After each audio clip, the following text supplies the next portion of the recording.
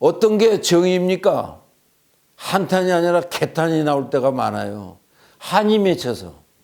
나라가 오르게 쓰려면은 옳은 거를 가르쳐야 됩니다. 바른 생각, 바른 말 이런 것들이 전부가 정의에 속하는 거 아닙니까? 바르게 가르치고 후손들한테 공부하고 배운다는 게 뭡니까? 옳은 걸 가르치고 옳은 걸 배우는 거 아닙니까?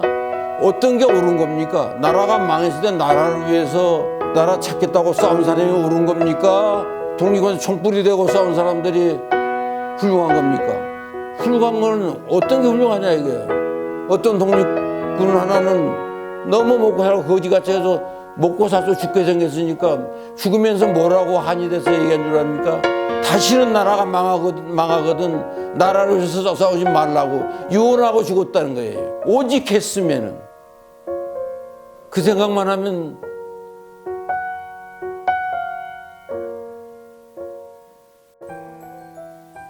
안녕하세요.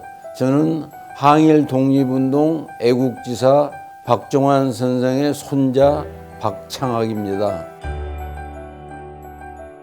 제가 KBS 음악 PD로 있을 때 미국에서 이민 갔던 저희 육촌 삼촌이 방송국에 찾아왔습니다. 야, 넌 뭐 하는 놈이냐? 너희 집 산직이 박병문이가 독립애국지사가 됐다더라. 그 당장 말이지 그 보훈처 가가지고 박병문이 뒤를 추적해보면 네 할아버지하고 삼일운동한 독립애국지사들이 다 나타날 거 아니냐. 보훈처 심의과를 찾아가서 방송국 PD인데 그걸 알아야 될 거 아니냐.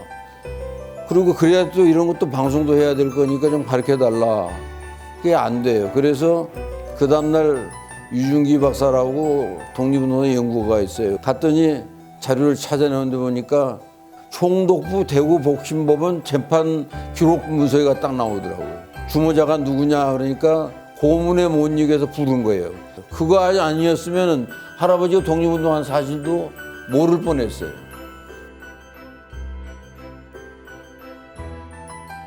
그래서 신청을 했는데 건국 포장으로 나왔어요. 건국 포장이 뭐냐 나중에 알고 보니까 뭐 상당히 아래 등급이에요. 보니까 할아버지 부하들은 전부 애족장을 다 받았더라고. 주동자를 등급을 아래로 매기는 법이 어딨냐 그랬더니 할아버지가 옥살이를 안 하고 그렇게 돌아가시긴 하니까 옥치는 기록이 확실하게 어디 안 나왔다 이거야. 옥살이 가지고 등급을 매기면 사람이 죽음 앞에 옥이 어디 있느냐고. 맞아 죽었는데 그것도. 그래야 좀 항의를 하고 재심 신청을 여러 차례 했어요. 심사위원들이 대통령 표창 같으면은 재심을 하는데 그거는 번복하기가 어렵다는 거예요. 그러면서 사회주의자 아니었느냐 이런 식으로 또 묻는 거예요. 독립운동할 때 공산당, 사회주의자, 아나키스트 가릴 것 없이 독립운동을 한 거지. 그때 무슨 반공이 어디 있으며 그런 말 같은 소리 하느냐고 막 싸우다가 독립운동하는데 뭐 상장 받고 뭐 등급 받자고 애국한 거 아니니까 에라이 치사하다고 제가 포기하고 말았어요. 그런 사람이 한둘이 아니야. 너무 분한 거예요.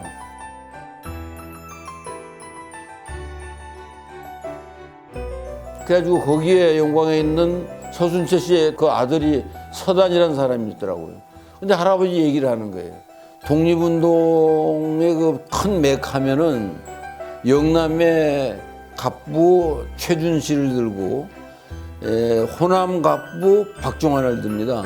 이 양반이 독립운동할 때 감옥소 들어갔다 나온 사람들 수리조합 자기 이사니까 수리비에 수입시키고 곡식 같은 걸 보내고 또 군자금을 보낼 때 추적을 당하잖아요. 근데 농번기에 풍악 잔치하면서 그 각설이로 변장한 독립운동가들 와서 밥 먹이고 내통하고 또 자가용 타고 내려오면서 어느 지점에서 만나가지고 돈 주고도.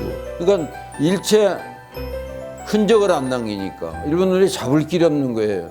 그렇게 눈여겨보는데 그것도 막바지 양반이 아주 노골적이었던 것 같아요. 영광 군선면에다가 교실 4칸에 본동 2칸 해가지고 학교를 세웠어요. 중학교를 세웠는데 그게 정명학교예요. 그거 다 기록에 다 나와요. 그거 세우면서 교장을 어떤 사람을 세웠느냐면 박태엽 씨라고 3.1운동에서 군도로 있던 사람이 감옥소 들어갔다 3.1운동하다 나왔는데 그 사람을 교장으로 영입한 거예요. 그러니까 아주 목숨 내놓고 한 거죠. 호랑이가 뭘 하나 잡았다가 실패하게 되면은 그냥 물러가지 않아요. 2번 시도하고 3-4번 시도해서 안 되면 돌아가는 거예요.